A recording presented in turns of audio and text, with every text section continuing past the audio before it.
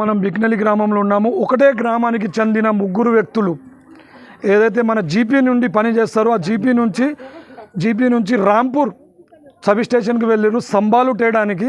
అక్కడి నుంచి తీసుకొని రాగా అదుపు తప్పి పల్టీ కావడం జరిగింది ట్రాక్టరు. అందులో నుంచి ఇద్దరు అక్కడికక్కడే మృతి చెందారు.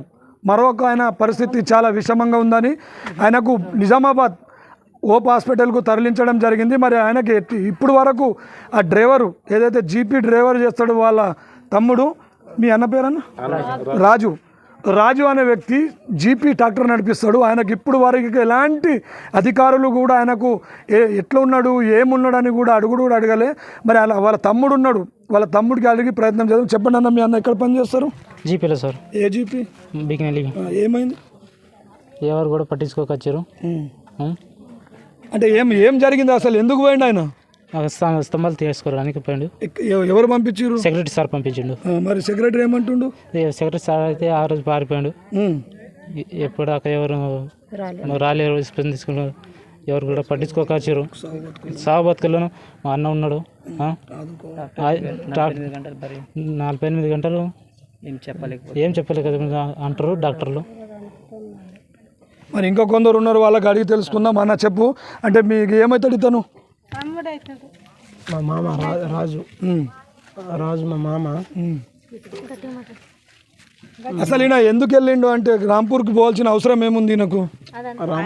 రాంపూర్ సెక్రటరీ సార్ ఏమన్నాడు, సెక్రటరీ సార్ పంపించారు కరెంట్ స్తంభాల కోసం. అప్పుడు అక్కడ నుంచి స్తంభాలు తెచ్చేటప్పుడు హఠాత్తుగా అధిక లోడు ఉండడం వల్ల అది బ్రేక్ ఏదో బై మిస్టేక్లో ఏమో అయింది. కానీ బై మిస్టేక్లో ఇద్దరు ట్రాక్టర్ పల్టీ అయిపోయింది. అక్కడిని ఇద్దరు స్పాట్లో అక్కడనే డెత్ చనిపోవడం జరిగింది. కానీ మా మామ కూడా, అతనికి కూడా ఒక స్తంభం తాకింది, తలకు కొంచెం తాకింది. ఇక్కడ అంటే మీ మామ ఏం చేస్తాడు? ట్రాక్టర్ డ్రైవింగ్ చేస్తాడు సార్. జీపీకి tractor driver? GP tractor driving చేస్తాడు. తలకు కొంచెం తాకింది.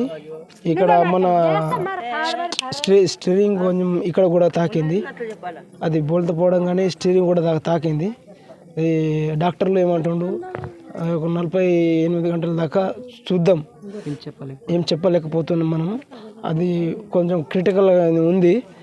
కానీ మాకు ఇంకా ఏ నాయకుడు కానీ ఏ కార్మికుడు కానీ ఏ అధికారులు కానీ ఇక్కడ మా ఇంటికి రాలేదు. అటే శవాల దిక్కు అటే ఉన్నారు. కానీ మేము ఇక్కడ మేము హాస్పిటల్లో తీసుకుని వెళ్ళింది కదా, ఎట్లుంది పరిస్థితి అక్కడ? అక్కడ క్రిటికల్నే ఉంది. ఇప్పుడు ప్రస్తుతం డాక్టర్లు చూస్తున్నారు ఉన్నారు.